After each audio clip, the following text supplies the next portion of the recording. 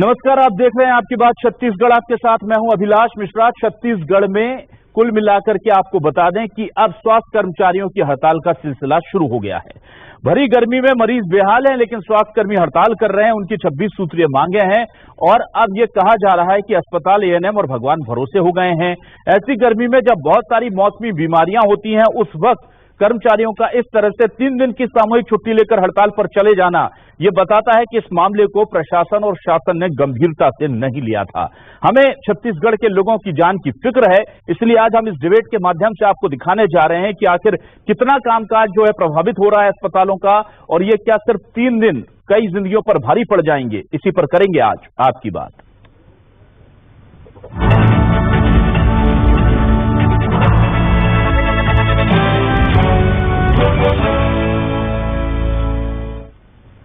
सबसे पहले उन हड़ताली कर्मचारियों को सुनिए जो स्वास्थ्य विभाग में अपनी सेवाएं देते आए हैं, लेकिन अब सड़क पर आकर के धरना प्रदर्शन कर रहे हैं। क्या कहते हैं, सुनिए। वर्ग के लोग हड़ताल में हैं। क्लास 3 यूनियन पहले हड़ताल में जा रही थी, लेकिन धीरे धीरे उन्होंने क्लास 2 को भी ले लिया, मीन्स मेडिकल ऑफिसर को, और क्लास 3 नीचे ड्राइवर वगैरह को भी अपने साथ ले लिया है। और यहाँ सिर्फ एनएचएम के स्टाफ हैं। कर्मचारी अधिकारी संयुक्त मोर्चा के बैनर पे डीए 17% और 7वें वेतनमान के हिसाब से गरीब भाड़ा भत्ता ये प्रमुख था, लेकिन हम लोग पहले से आंदोलन कर रहे थे, धरना प्रदर्शन, जिसमें हमारे 26 सूत्री मांग है। इसमें हमारे स्वास्थ्य विभाग के सभी कैडर, जिसमें ऑप्थेल्मिक असिस्टेंट ऑफिसर हैं, इसमें अपना नर्सिंग ऑफिसर हैं और स्टाफ नर्स हैं, और भी ड्रेसर हैं, कंपाउंडर क्लास 4 भी हैं। ये सब लोग मिलके इस आंदोलन में कार्यरत हैं। और 11, 12, 13 को पूरे हॉस्पिटल बंद है। अब इस पूरे मामले को लेकर बीजेपी और कांग्रेस भी आमने सामने है। बीजेपी सरकार पर वादा खिलाफी का आरोप लगा रही है और कांग्रेस बीजेपी को अपने कार्यकाल की याद दिला रही। सुनिए क्या कहते हैं। प्रदेश की स्वास्थ्य व्यवस्था पूरी तरह से कोलैप्स हो चुकी है। स्वास्थ्य विभाग वेंटिलेटर में जा पहुंचा है और लोगों की जान मान के साथ में सीधा सीधा खिलवाड़ हो रहा है। लोगों को ना अति आवश्यक सुविधाएं मिल रही है, ना एम्बुलेंस की सुविधाएं मिल रही है। ऐसे में जो लोगों की मौत हो रही है, इसका जिम्मेदार कौन है? राज्य सरकार पूरी तरह से चुनावी रंग में रंगी हुई है। सबसे महत्वपूर्ण जिम्मेदारी होती है कि ऐसे मौके पे स्वास्थ्य व्यवस्था को संचालित करे और जितने भी हड़ताल करेंगे उनको सरकार मनाकर वापस लाए। लेकिन इस सरकार को छत्तीसगढ़ के आम जनता और गरीब जनता के जान माल से किसी प्रकार का कोई सरोकार नहीं बचा है। इसीलिए इस प्रकार की स्थिति का सामना छत्तीसगढ़ के इतिहास में पहली बार करना पड़ रहा है। स्वास्थ्य विभाग के कर्मचारियों द्वारा संयुक्त मोर्चा के बैनर तले आज से आकस्मिक अवकाश लेकर हड़ताल प्रारंभ की गई है। 28 सूत्री मांगों में कुछ मांगे ऐसी हैं जिन्हें आसानी से हल किया जा सकता है।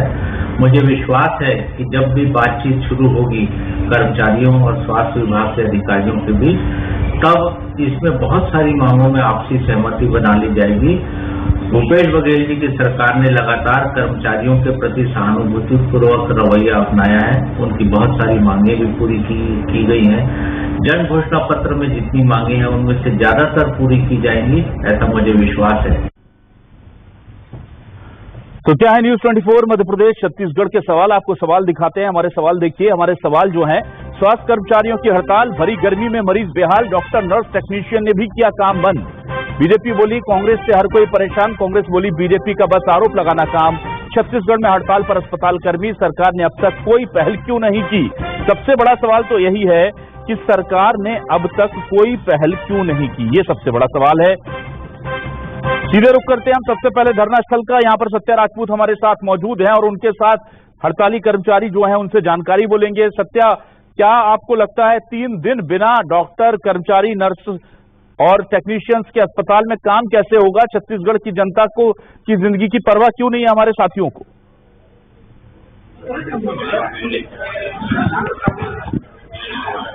देखिए, अगर हम छत्तीसगढ़ के स्वास्थ्य व्यवस्था की बात करें तो पहले से वेंटिलेटर है, और ऐसे स्थिति में जो स्वास्थ्य कर्मचारी हैं अगर वो हड़ताल पे चले जाते हैं तो इसका अंदाजा लगाया जा सकता है कि वहां पे जो मरीज जाएंगे उससे क्या हाल होगा। और ज्यादातर मरीज जो है प्राइवेट हॉस्पिटल की ओर रुख करने लग गए हैं, क्योंकि वहां पे कोई व्यवस्था नहीं मिल रही है इमरजेंसी को छोड़कर। और ये सब तमाम हड़ताली कर्मचारी हैं जो हमारे साथ मौजूद हैं। यहाँ पे डॉक्टर्स भी हैं, नर्स भी हैं, कंपाउंडर भी हैं, वार्ड बॉय भी हैं, और यहाँ पे जो है क्लास 4 के जो कर्मचारी हैं, तमाम लोग यहाँ पे मौजूद हैं। आंदोलन के नेतृत्व करने वाले हमारे साथ मौजूद हैं। सवाल आपसे यही है कि एक और जान से खिलवाड़ हो रहा है, क्योंकि डॉक्टर वहाँ पे जो है कर्मचारी नहीं है हॉस्पिटल में, तो क्या आप लोगों के पास यही एक विकल्प बच गया था हड़ताल करने का? जी, हमारे पास एक ही विकल्प था। हम 1 महीना पहले सूचना दे दिए थे कि हम आंदोलन में जा रहे हैं, हमारे 26 सूत्री मांग है, लेकिन शासन ने हमारे मांगों पे ध्यान नहीं दिया। इस कारण मजबूरन होकर हम आंदोलन के रूप अपनाए हैं। हमारी मजबूरी है आंदोलन, जरूरी नहीं है हमारा आंदोलन। हम पीड़ित मानव के सेवक हैं। हम अभी भी बहुत सारे अस्पताल में वहाँ के अधिकारियों से मिलकर कार्य प्रभावित न होकर के हम कुछ कर्मचारियों को अवकाश लेने के बाद भी काम करने की अनुमति दिए हैं और हम कार्य को बाधित नहीं करें। हमारे मांगों पे विचार नहीं किया जाता है तो हम अनिश्चितकालीन आंदोलन में जाएंगे, उसके लिए शासन प्रशासन जवाबदार रहेगी। ये आंदोलन के दुष्प्रभाव पे हम बात करेंगे, उसके पहले अपने आपकी मांगों को समझ लेते हैं। क्या क्या मांग है वो? हमारी प्रमुख मांगे हैं कर्मचारियों का वेतन विसंगति जो 4 साल से लंबित है। अलग अलग शासन, बीजेपी शासन में भी संचालक स्वास्थ्य सेवाएं, चिकित्सा शिक्षा और आयुष विभाग के संचालक ने प्रस्ताव बना के भेजा कि कर्मचारियों का ये मांग है, अमुक अमुक विसंगति है। उन्होंने स्वीकार किया कर्मचारियों को विसंगति है और शासन के पास भेजा गया। शासन ने वित्त विभाग और सामान्य प्रशासन विभाग को भेजा, लेकिन आर्थिक संकट के कारण हमारे मांगों पे कोई विचार नहीं किया गया। उसमें जीवन दीप समिति में काम करने वाले कर्मचारियों का नियमितीकरण का है, संविदा में काम करने वाले कर्मचारियों का नियमितीकरण है, अंशकालीन शिक्षकों का नियमितीकरण है। दुर्भाग्य की बात यह है कि राज्य विभाजन के बाद सबसे ज्यादा नुकसान अगर किसी संवर्ग को हुआ है तो स्वास्थ्य विभाग के कर्मचारियों को हुआ है। आप लोग अल्टीमेटम दे दिए थे, अल्टीमेटम के बाद आज आप 3 दिन के अवकाश पे हैं। आपसे यही समझना चाहेंगे कि जब पूरे स्टाफ जो है हॉस्पिटल में होते हैं तो भी हम खबर चलाते हैं कि मरीजों को इलाज नहीं मिल रही है, ऐसे स्थिति में क्या हो रहा है? नहीं, हमने जो इमरजेंसी सेवाएं हैं वो चालू रखी है। जैसे पानी वाला जा रहा है, इमरजेंसी स्टाफ जा रहा है, ओटी का सारा स्टाफ है, ऑक्सीजन प्लांट के सारे स्टाफ हैं। तो ये सोचना कि पूरी क्या बंद है? मैं वही बता रहा हूँ आपको। पानी है, ओटी का सारा स्टाफ काम कर रहा है, इमरजेंसी में जो स्टाफ है वो सब डॉक्टर, पैरामेडिकल सभी काम कर रहे हैं। लौट कर आते हैं, सप्लाई पूरी चालू है, इमरजेंसी की दवाइयाँ दी जा रही हैं, वार्ड की सप्लाई चालू है, ओपीडी में जो दवाइयाँ हैं वो केवल बंद। ठीक है सत्य, आपके पास लौट कर आते हैं। स्टूडियो में हमें इस डिबेट में ज्वाइन करने के लिए नितिन भंसाली जी जुड़ चुके हैं। बहुत स्वागत करता हूं नितिन जी आपका। मैं न्यूज 24 मध्य प्रदेश छत्तीसगढ़ पर कांग्रेस के वरिष्ठ नेता प्रवक्ता नितिन जी और बीजेपी से वरिष्ठ नेता जेपी शर्मा जी ने हमें ज्वाइन किया है। शर्मा जी आपका भी बहुत स्वागत न्यूज 24 मध्य प्रदेश छत्तीसगढ़ पर। सबसे पहले नितिन जी आपसे मेरा सवाल है, मैं सुन रहा था राकेश जी को और वो कह रहे थे कि ज्यादातर मांगे हैं जो वो मान ली जाएंगी और जब हम बातचीत करने बैठेंगे तो हमें पूरी उम्मीद है कि इस मामले का निराकरण कर लिया जाएगा। मुख्यमंत्री बहुत संवेदनशील है कर्मचारियों को लेकर। अब मुझे बताइए सर कि ये बात राकेश जी जो कि खुद चिकित्सा प्रकोष्ठ कांग्रेस के अध्यक्ष हैं वो खुद कह रहे हैं कि बहुत सारी मांगों पर सहमति बन सकती है, तो इंतजार किया जा रहा था कि मेरे भाई जो है वो हड़ताल पर चले जाएं, 3-4 दिन मरीज जो है भगवान भरोसे हो जाएं सर, और जब तक कोई हड़ताल पर नहीं जाएगा तब तक बात ही नहीं करेगी सरकार। ये क्या तरीका है सर?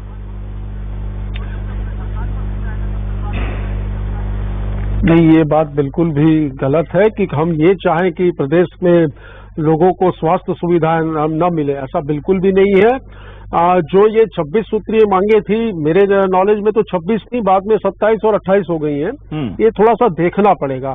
और मैं ये बता दूं आशुतोष जी, माननीय मुख्यमंत्री जी के संज्ञान में ये पूरी बात आ चुकी है, माननीय स्वास्थ्य मंत्री जी के संज्ञान में पूरी बात आ चुकी है। और जैसा कि डिबेट के शुरू में बाइट में हमारे चिकित्सा प्रकोष्ठ के अध्यक्ष श्री राकेश गुप्ता जी कह रहे थे, डॉक्टर राकेश गुप्ता जी, कि बहुत सी मांगे जो है वो मानने लायक हैं और इस विषय पर बहुत जल्द ही निर्णय लिया जाएगा। बैठक होगी और बैठक होने के बाद समाधान होगा। देखिए, संवेदनशील है सरकार इस मामलों को लेकर। हमारे स्वास्थ्य कर्मी जो है ये इनको मैं कहूंगा कि भाई चलिए, हड़ताल तो आपने आपके मांगों के लिए की है, इस पर बिल्कुल शासन और प्रशासन संवेदना पूर्वक बहुत जल्द ही इसमें निर्णय लेगा और जो मांगे जायज होंगी उसको निश्चित तौर पर मांगा जाएगा। 2 कदम आप चलेंगे तो 4 कदम हम भी चलेंगे, निश्चित तौर पर इसका निराकरण होगा, इसका मैं वादा करता हूं।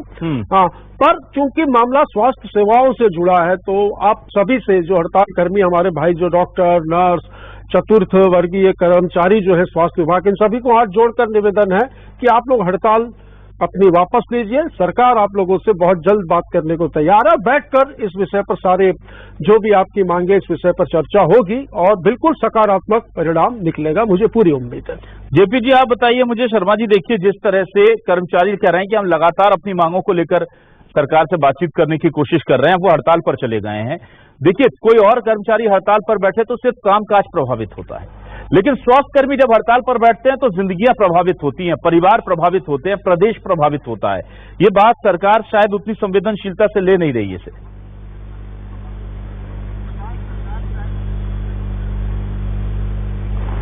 जी अभिलाष जी, ये जब सरकार बनी 2018 में चुनाव जीत करके आई, आपको पता होगा कि ये जो है एक यूनिवर्सल हेल्थ योजना लाना चाहते थे और इन्होंने स्मार्ट कार्ड बंद कर दिया, आयुष्मान कार्ड से इलाज बंद कर दिया। उसके कारण स्वास्थ्य विभाग जैसे इस संवेदनशील विभाग का जो पूरी व्यवस्था है वो ठप पड़ गई। गांव के गरीब अपना जमीन बेच के इलाज कराने आता है, ले दे के वो यूनिवर्सल हेल्थ योजना तो बनी नहीं, लेकिन आखिरी में जो है 1.5 से 2 साल बाद जो है फिर खूबचंद बघेल योजना के नाम से और फिर केंद्र की आयुष्मान योजना जो है उसके नाम से इलाज करना चालू किया, तब जाके कहीं राहत मिली है। तो स्वास्थ्य के प्रति असंवेदनशील तो ये शुरुआत से ही कांग्रेस सरकार है। लेकिन ये जो हड़ताल क्यों हो रहा है मैं आपको बताना चाहता हूं, क्योंकि इन्होंने जब चुनाव लड़ने 2008 में आए तो ये तो सिर्फ स्वास्थ्य विभाग की बात हो रही है। ऐसे सभी विभाग के कर्मचारी जो भी अपनी मांगों के कारण हड़ताल पर बैठे हुए थे, उनको बिना देखे बिना जांच किए कौन सी मांग है, सबको सिर्फ चुनाव जीत करके सत्ता में आने के लिए सबको अपने घोषणा पत्र में लिखना चालू कर दिया कि आपकी मांगों को हम पूरा कर देंगे, जो भी मांग होगी हम पूरा कर देंगे। लेकिन अब जब आज प्रचंड मोहब्बत के साथ में जब सत्ता में आए तब इनको समझ आ रहा है कि नहीं, ये मांग तो हम पूरी कर नहीं सकते। जब उनके प्रवक्ता बोल रहे हैं कि 27-28 मांगों में से कुछ मांगे हम पूरी कर सकते हैं, तो भाई आज 3.5 साल हो गए, क्यों उनकी 15 साल का हिसाब आप भी दे दो, 15 साल का हिसाब दे दो। और मैं तो पूछता हूँ, सत्या हमारे वहाँ पर है, सत्या जी प्रश्न करिए, ये मांगे कब की है, ये मांगे कब की है, सत्या जी प्रश्न करिए मेरी तरफ से। आप हमारे जो चिकित्सक भाई वहाँ पर जो स्वास्थ्य कर्मी उपस्थित है वो उनसे पूछिए आप कि ये मांगे कब की है। अभिलाष जी ये कहते हैं 3 साल क्या किया, अरे आपने 15 साल क्या किया, इसका हिसाब दीजिए। मैंने उनके टाइम में कुछ नहीं बोला, ऐसे डिबेट नहीं होता, उन्हीं से ठीक है। जेपी जी आप बोलिए, ऐसे डिबेट नहीं होता। जेपी जी आप बोलिए, आपकी बात हम सुन रहे हैं। लेकिन ये मांगे क्या बीजेपी शासनकाल की, ये सवाल तो जायज है, आप उसका आगे उत्तर दे दीजिएगा, पहले अपनी बात पूरी कर लीजिए। जी बिल्कुल, आपने पूछा बीजेपी शासनकाल की मांगे, बहुत अच्छी बात है। 2003 के पहले भी आज आप 70 साल की जो स्वास्थ्य व्यवस्था है उसको देखा होगा, हमने 15 साल में बहुत अच्छा करने की कोशिश की, सभी जगह कोशिश की हमने। डॉक्टरों की देखिए, आप फिर भी पे बोलना चालू करें, मुझे मेरी बात सुनिए, मौका दीजिएगा, मैं बोलूंगा, मैं तो कुछ रोक थोड़ी रहा हूं। मौका देंगे ना मुझे, आप बिल्ली आप बीच में मत बोलिए। ठीक है, चलिए एक काम करते हैं, हम यहाँ धरना स्थल पर चलते हैं। जरा धरना स्थल पर जो बोला तो आप बोले ऊपर, आप बीच में हम मैं एक धरना स्थल से पूछ लेता हूँ। जरा सत्या, आप मेरे वहां पर जो साथी है उनसे पूछकर बताइए, क्या बीजेपी और कांग्रेस दोनों से उनको लगता है कि दोनों ने उनको छला है?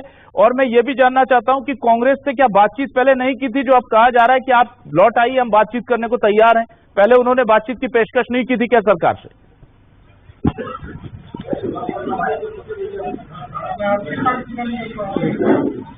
क्या कोई जो है यहाँ पे कोई जिम्मेदार अधिकारी या सरकार कोई आपके इस आंदोलन में संज्ञान लिए हैं, आंदोलन आपको ज्ञापन देने के बाद? अभी कोई अधिकारी संज्ञान नहीं लिया है, क्योंकि ये 32 संगठनों का एक संघर्ष मोर्चा है और संयुक्त मोर्चा है, उसमें 2 सूत्री मांग है और उसमें हमारा जो पहले से नेटवर्किंग चल रहा था उसमें 26 सूत्री मांग है। तो हम आज अपने 26 सूत्री मांग के संबंध में ज्ञापन दिए, लेकिन हम मोर्चा के साथ में घटक दल है, डॉक्टर साहब लोग उसी घटक संगठन में है। हम आपसे समझना चाहेंगे कि आप दिन भर आज हाहाकार दिखे हैं, मरीज भटकते रहे हैं, ऐसे में कोई बातचीत हुई है विभाग के साथ? नहीं, कोई विभाग के साथ कोई बातचीत तो नहीं हो पाया अभी तक। और हम लोग चिकित्सकगण भी ये जो एक्चुअली महंगाई भत्ता संघर्ष मोर्चा की ओर से मुख्यतः 2 मांगों पर विचार हुआ है, मतलब आंदोलन पे हैं। उनमें से एक है महंगाई और एक है HRA को लेकर। तो ये हम चिकित्सकगण भी इस समय पूरा किया जाए। हम लोग शासन को कहते हैं, कभी भी कोई अमल नहीं हुई है। केवल पत्राचार हुआ है, पर पत्राचार से कोई सोल्यूशन नहीं निकला है। तो अभी तक ऐसा कोई शासन के कोई प्रतिनिधि नहीं आया जो हम लोगों से बात करें। जरा बीजेपी के शासन में क्या सुविधाएं मिलती थी, जरा ये भी पूछ लीजिए सत्या। कह रहे हैं कि सरकार के संज्ञान में है। बीजेपी के शासन में क्या उनको लगता है कि वहाँ सुविधाएं मिलती थी? बीजेपी के जो, अगर हम ये सवाल बात लेते हैं, पहले ये सवाल है, बीजेपी के शासनकाल में ये सुविधा मिली थी कि वही समय से ये समस्या है? नहीं, बीजेपी और कांग्रेस दोनों एक ही हैं। स्वास्थ्य कर्मचारियों का आर्थिक शोषण करने वाले। हमारी छोटी सी स्टाफ नर्स बहनों की मांग है सिर्फ नाम परिवर्तन की। भारत सरकार उनको नर्सिंग ऑफिसर का पद नाम दे रखी है, लेकिन छत्तीसगढ़ सरकार उसके लिए तैयार नहीं है। आप सोचिए अनार्थिक मांग। बीजेपी के समय क्या स्थिति थी? बीजेपी के समय में 2018 में हम आंदोलन किए थे, 2 दिन सामूहिक अवकाश में थे। जब अनिश्चितकालीन आंदोलन में गए तो आदरणीय उस समय के मुख्यमंत्री डॉक्टर रमन सिंह साहब हम लोगों को बुलाए थे और हमारे मांगों पे चर्चा हुई। उन्होंने आश्वासन दिया था कि आपकी जो मांगे हैं, जो प्रस्ताव, मतलब अब तक के पूरा आश्वासन का खेल चल रहा है उस समय। ठीक है सत्या, अभी तक चलिए मैं आता हूँ जेपी जी। लेकिन अभी तक कोई जेपी जी आपके पास आ रहा हूँ। जेपी जी देखिए, 2018 में आप लोगों ने भी, इन लोगों ने ऐसा ही धरना दिया था। आज 3 दिन का दे रहे हैं, उस दिन 2 दिन का दिया था उस वक्त। और सीएम साहब उस टाइम के रमन सिंह जी ने बुलाकर आश्वासन दे दिया था, उससे पहले से मांग कर रहे थे। तो देखिए, आप भी तो वही कर रहे हैं जो कांग्रेस ने किया था, कर रही है। अंतर क्या है? फिर आप कांग्रेस पर उंगली कैसे उठा सकते हैं सर, मुझे बताइए। जी, मैं बिल्कुल उंगली उठाने की बात नहीं है। 2018 में इनकी आंदोलन हुई थी। हमारे उस समय के माननीय मुख्यमंत्री डॉक्टर रमन सिंह जी ने आश्वासन दिया था। लेकिन आपने सुना होगा शायद अभी कि एक डॉक्टर बोल रहे थे कि महंगाई भत्ता के कारण ये जो है इनका मुख्य मुद्दा जो है महंगाई भत्ता है।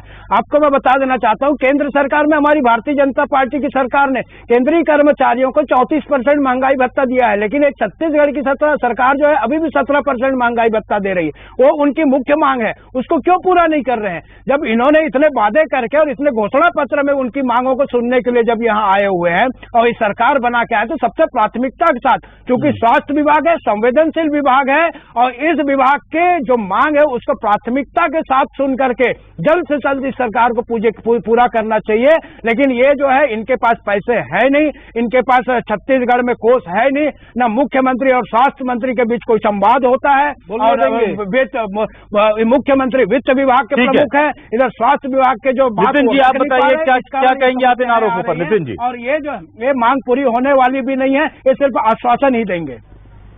नितिन जी प्लीज। चोर कोतवाल को डांटे, मैं तो ये कहूंगा, मुहावरा कहूंगा इनकी बातों को लेकर। 18 में भी आंदोलन हुआ था, हमारे भाई बता रहे हैं सारे जो स्वास्थ्य कर्मी बैठे, ये बोलते हैं हमारे पास पैसे नहीं है। 30,000 करोड़ रुपए हमको छत्तीसगढ़ में हमारे हिस्से का लेना है, दे दो भाई, क्यों लटका रहे हो, दे दो हमारे हिस्से का, छत्तीसगढ़ का हिस्से का पैसा। और दूसरी बात, ये किस महंगाई भत्ते की जो ये बात कर रहे हैं, ठीक है हम उसमें विचार कर रहे हैं, बातें होंगी, इनके प्रतिनिधि मंडल से माननीय मुख्यमंत्री जी की, स्वास्थ्य मंत्री जी की डिस्कस भी होगी और इसका नतीजा भी निकलेगा। महंगाई पे बात तो आ गई, ये जिस महंगाई पे चिल्ला के ये बात कर रहे हैं महंगाई भत्ते पे, मैं भाजपा से पूछना चाहता हूँ ये महंगाई बढ़ी क्यों? इसका बताइए। आज यही खाद्य तेल, मैं कल के पूरे चार्ट पढ़ रहा था, खाने के तेल, चावल, दाल, अरहर दाल, खाने का मतलब आटा, गेहूं, चावल, साबुन, घर की रोजमर्रा की सारी चीजें महंगी हो चुकी है। आज इसलिए तो इन कर्मचारियों को इस सैलरी में दिक्कत हो रहा है और ये महंगाई भत्ता बढ़ाने की बात कर रहे हैं। तो पहले खुद के कीड़ेबान में जाके खुद की नीतियों को पहले लेकिन भंसाली जी, और डीजल 17-34% का अंतर रखना। सिलेंडर जो 450 रुपए में मिलता था यूपीए सरकार में, आज 1050 रुपए। ना भंसाली जी, लेकिन केंद्र ने महंगाई भत्ता भी तो बढ़ाया, वो 34% है। देखिए राज्य में 17%, 17 और अब वो बढ़ाया है, ऊंट के मुंह में जीरे टाइप का बढ़ाया है। महंगाई भी तो इन्होंने बढ़ाई है, महंगाई भी तो इन्होंने बढ़ाई है, हमारी वजह से महंगाई नहीं बढ़ी। ये सारी पॉलिसीज जो है इनकी गलत नीतियों की वजह से महंगाई बढ़ी है। अच्छा, महंगाई बढ़ाने के आज मुझे बताइए, मैं यही जेपी जी से पूछता हूँ, भाई 2014 में गाड़ी में पेट्रोल कितने रुपए में भरवाते थे आप? घर में गैस का सिलेंडर कितने रुपए में आता था? दोनों भाई जवाब दो ना, कितने में आता था बताओ? आज इतने में क्यों आ रहा है? ये 100 रुपए पहुंच गया। अच्छा भंसाली जी, सिलेंडर का 450 ठीक है न, केंद्र पर आरोप लगा रहे हैं, ठीक है आप, अच्छी बात है, लेकिन भंसाली जी बाकी रहा सवाल हमारे स्वास्थ्य कर्मियों की मांग। मंथाली जी, मेरा सवाल एक है, 30,000 करोड़, एक मिनट जेपी शर्मा जी, एक मिनट, 30 जेपी शर्मा जी, एक मिनट, 30,000 करोड़ जीएसटी का नहीं मिला छत्तीसगढ़ को, समझ सकता हूं, महंगाई बढ़ गई, समझ सकता हूं, ये तकलीफें आपके साथ है, समझ सकता हूं।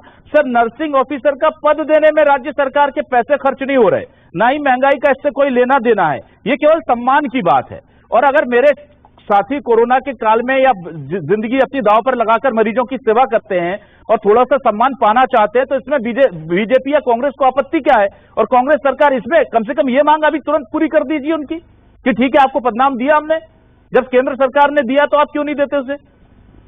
देखिए, कुछ मुझसे पूछा आपने। सर, नितिन जी आपसे।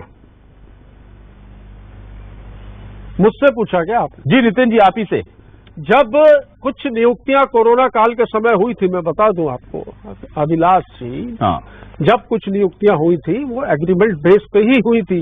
इमरजेंसी सेवाओं के लिए जो नियुक्तियां हुई थी, उन सेवाओं का, उन नियमों का जब नियुक्ति हुई थी, जब ही कह दिया गया था और उन सेवाओं और नियमों का पालन किया गया। ठीक है। इसके बावजूद कुछ मांगे उनकी है, हमारे भाइयों की, तो ऐसा नहीं है कि हम उनकी बातों को, उनकी मांगों को नहीं सुन रहे। देखिए, मैंने जैसा कि कहा कि हाँ, इस पे विचार किया जा रहा है। ये सारी बातें धरना स्थल पर सत्या मौजूद है, सत्या जी से मेरा निवेदन है वहां पर ये जरूर कहें स्वास्थ्य कर्मियों को, हमारे भाइयों को, ये बात कि इनकी बातें जो हैं जरा एम्बियंस दे दे वहां का तक पहुंच चुकी है। उस स्तर पर स्वास्थ्य मंत्री, मुख्यमंत्री इस स्तर पर चर्चाएं चल रही हैं और बहुत जल्दी इसमें सकारात्मक निर्णय हो।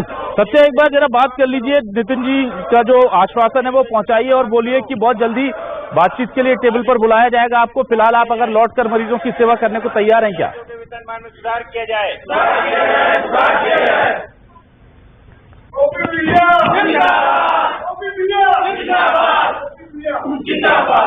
सत्या आपसे ये जानना चाह रहे हैं, क्या ये लोग सरकार के आश्वासन के बाद काम पर लौटने को तैयार है? सरकार इनसे बातचीत करती है आगे तो कोई डेट दे देती है तो?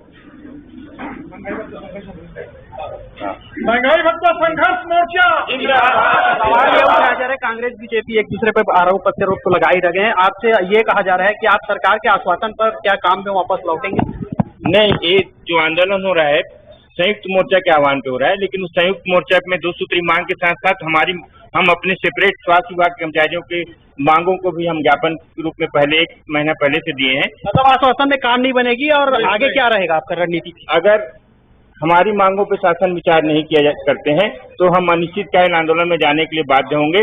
और अभी जो इमरजेंसी सेवा में हम छूट दे के रखे हैं, चाहे बिजली, पानी और ऑक्सीजन प्लांट हो, पोस्टमार्टम सेंटर हो, वो पूर्ण रूप से बंद रहेगा।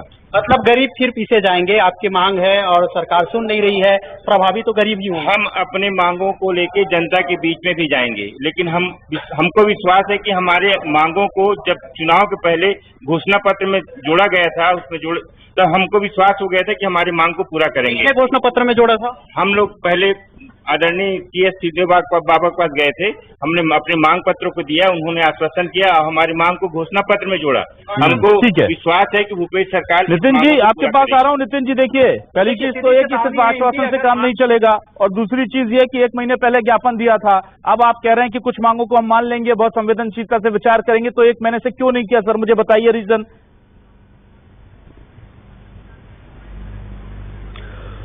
हम आश्वासन पर नहीं, काम पर विश्वास रखते हैं। आश्वासन देने वाला कोई काम नहीं है। जो मांगे हैं, जो जायज मांगे हैं, जो मैनिफेस्टो में जो बातें हमने कही थी, सारी चीजों का विश्लेषण किया जाएगा, सूक्ष्मता से अध्ययन किए जाएंगे, टेक्निकल ग्राउंड देखे जाएंगे, लीगल चीजें देखी जाएंगी, और जो भी निर्णय होगा हमारे स्वास्थ्य कर्मियों के हित में होगा। मैं आपके चैनल में हाथ जोड़कर हमारे स्वास्थ्य कर्मियों से फिर निवेदन करता हूं कि सरकार पर भरोसा। नितिन जी, आपको लगता नहीं कि घोषणा पत्र में शामिल किया था 3 साल करके? 3 साल में आपको इस पर विचार कर लेना चाहिए। सरकार बहुत जल्द आपको बातचीत में। नितिन जी, आपको लगता नहीं देरी हो गई सरकार को? इसके लिए सबसे पहले तो माफी मांगनी चाहिए। 2 साल जो हमने गुजारे हैं, ये पूरे देश में अभिलाष जी, विश्व में, देश में नहीं, विश्वव्यापी समस्याओं से हम निकले हैं। क्या स्थिति है देखिए आप। हम उन चीजों से धीरे धीरे बाहर आ रहे हैं, और हमने मैनिफेस्टो में जैसा कि 36 में से हमने 28 मांगे पूरी कर दी हैं। ठीक है सर। जो भी मांगे शेष है, हम बचे समय में उन मांगों को पूरा करने के उद्देश्य से हमारे मैनिफेस्टो के में जो बातें हमने कही थी उसको पूरा ठीक करने है। के उद्देश्य पे हम ही उम्मीद काम यही कर रहे हैं। करेंगे कि उसका सरकार नतीजा जल्द से बिल्कुल जल्द मिलेगा और मैं अपनी फिर से रिक्वेस्ट करता हूं मैनिफेस्टो कि की आप मांग लोग को अपनी पूरा करें, क्योंकि ये मामला सिर्फ हड़ताली कर्मचारियों का नहीं है, ये छत्तीसगढ़ के तमाम करोड़ों लोगों की जिंदगी से जुड़ा मसला है। और हम चाहेंगे कि जेपी शर्मा जी और बीजेपी पूरी की पूरी इस मामले में हमारे जो चिकित्सा कर्मी है उनके साथ खड़ी नजर आए, उनके साथ इस जंग में भागीदार बने, क्योंकि कई गलतियां ऐसी होती हैं शर्मा जी जो हम कर जाते हैं, बाद में एहसास होता है कि उस वक्त हमने गलती कर दी थी, उसे सुधार लेने में कोई बुराई नहीं होती और उसका फायदा ही होता है। मैं बस इतना ही कहना चाहूंगा। बाकी आप समझदार हैं, बीजेपी समझदार है, कांग्रेस समझदार कितनी है वक्त बता देगा, कितने जल्दी इन गलतियों से वो सीख लेती है, इंतजार कराना छोड़ती है। और साथ ही साथ हमारे चिकित्सा से जुड़े हुए तमाम लोगों से यही अपील है कि हो सके तो इमरजेंसी सेवाएं कम से कम शुरू कर दें, ताकि हमारे छत्तीसगढ़ की जनता की जिंदगी बच सके। सरकार और आप लोगों के बीच में आश्वासन उम्मीदों का तो दौर चलता रहेगा, पर जिंदगी एक बार मिलती है, दोबारा नहीं। इसलिए सरकार को भी ध्यान देना चाहिए और हमारे तमाम हड़ताली कर्मचारियों को भी। सत्या, बहुत बहुत शुक्रिया आपका। नितिन जी आपका शुक्रिया। जेपी शर्मा जी आपका भी बहुत शुक्रिया। तमाम दर्शकों का शुक्रिया।